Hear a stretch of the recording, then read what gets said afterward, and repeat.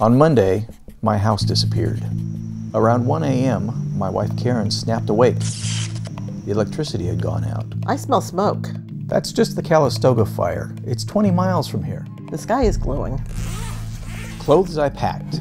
2 pairs of socks, t-shirt, sweatshirt, flannel shirt, toiletry bag, 2 tighty-whities, a jeans, shirt, jacket, and sandals I put on. Stuff we grabbed. Photo albums, a few framed photos and art, 1 copy of each of my books, jewelry, important papers, computer backup USB drives, dog, cat, and their stuff, our daughter's best stuffed buddies from infancy, Pooh Bear and Piglet.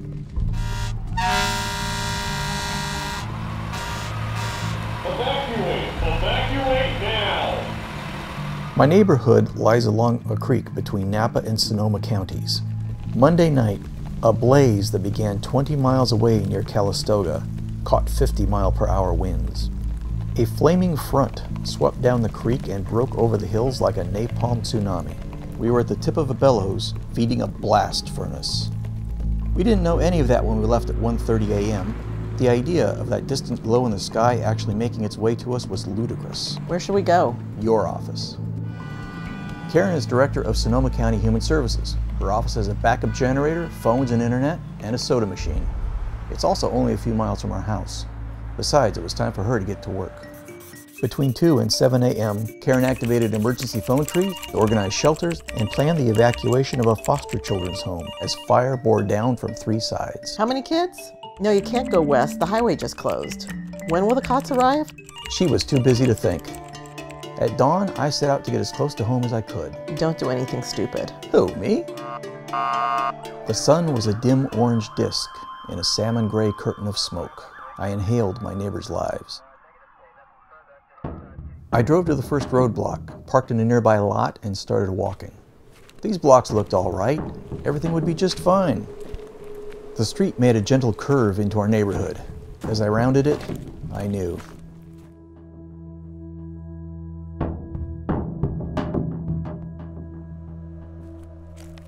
I picked my way down the middle of the street to avoid smoldering debris collapsed into gutters, alone on a sterile plain. Black toothpick trees, madly tilting chimneys, and the twisted steel frames of garage doors. Hell. A fire hose split and melted on the street. A valiant last stand routed into retreat. A fallen hoop that a boy lobbed balls at for hours every night after dinner. The steel posts of mailboxes bent like hot summer taffy. I turned onto my street, stupidly hoping to see anything else. I used to have 5 redwood trees in my front yard. I see a refrigerator in the rough shape of a car I used to have in my garage. I don't recognize anything else. A 2-story house full of my life was a 2-foot heap of dead smoking ash. I called Karen and told her she'd just become one of the thousands of refugees she was helping. Hey, I'm here in front of the house. I tried to call a neighbor to tell her too, but reception was bad and I ended up yelling at her. Your house is gone. It's all gone. No, gone. It would have almost been funny if I weren't ruining her life. Beginning the long trudge back, I passed a pristine Starbucks only a few hundred yards from home. Starbucks? How is that fair? Karen was a hero the rest of the day. With 9/10 of her staff out, she led a team that improvised and problem solved. It was impressive. In quiet moments, we inventory lost treasures, each a swift stab to the heart.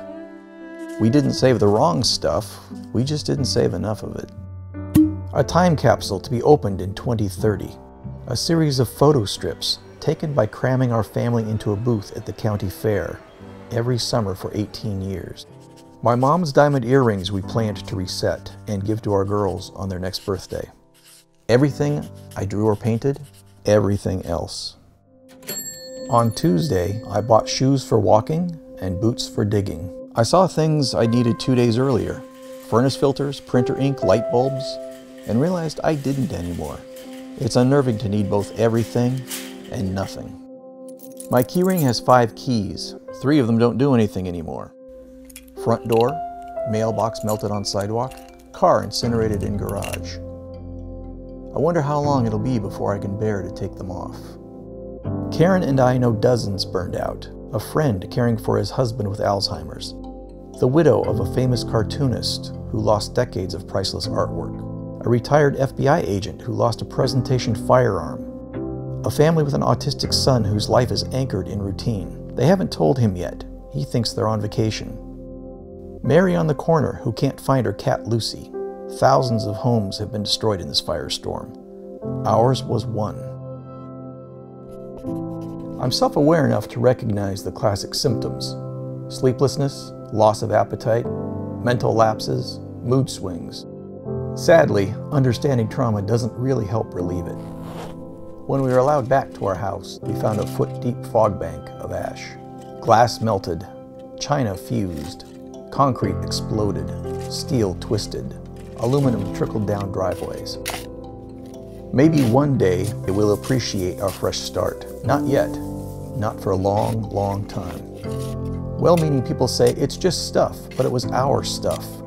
Stuff we created, stuff we treasured, stuff from our ancestors we wanted our descendants to have. Stuff is a marker of time and memory. It's home.